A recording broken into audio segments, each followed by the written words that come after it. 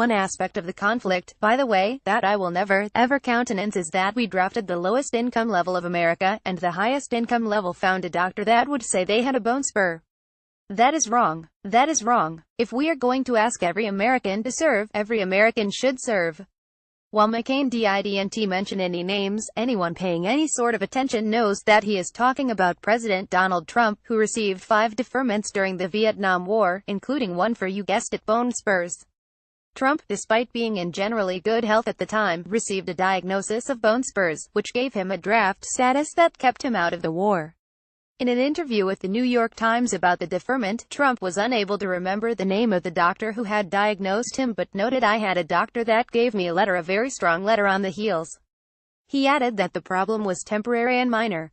Trump received 4 further education deferments. The bone spur shot is McCain's latest jab at Trump in a decidedly tempestuous relationship that dates back to at least 2015. It was in July of that year that Trump, appearing at a conservative conclave in Iowa, said this of the Arizona Republican: "He's not a war hero. He was a war hero because he was captured. I like people who aren't captured." McCain spent almost 6 years in a North Vietnamese prison camp, where he was tortured and beaten. He suffered injuries that don't allow him to raise his arms above shoulder height. Days later, asked whether he owed McCain an apology, Trump said, "No, not at all." He added, "People that fought hard and weren't captured and went through a lot, they get no credit. Nobody even talks about them. They're, like, forgotten. And I think that's a shame, if you want to know the truth." Trump's tone changed on McCain over the summer of 2017 when the Arizona senator, shortly after being diagnosed with brain cancer, returned to Washington to participate in a debate over repealing and replacing the Affordable Care Act.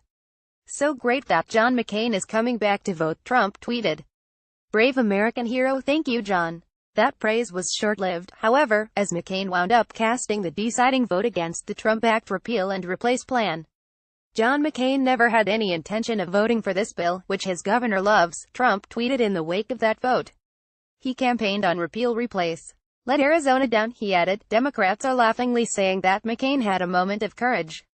Tell that to the people of Arizona who are deceived." 116% increase. In an interview with 60 Minutes last month, McCain insisted his vote against the healthcare bill wasn't revenge against Trump for the comments about his war service. "If I took offense at everybody who has said something about me or disparaged me or something like that, life is too short," McCain said. "You've got to move on. And on an issue of this importance to the nation, for me to worry about a personal relationship, then I'm not doing my job." But McCain did note in that same interview that Trump had never apologized for the "I like people who aren't captured" line. And he made very clear that he doesn't hold a ton of respect for the life Trump has lived.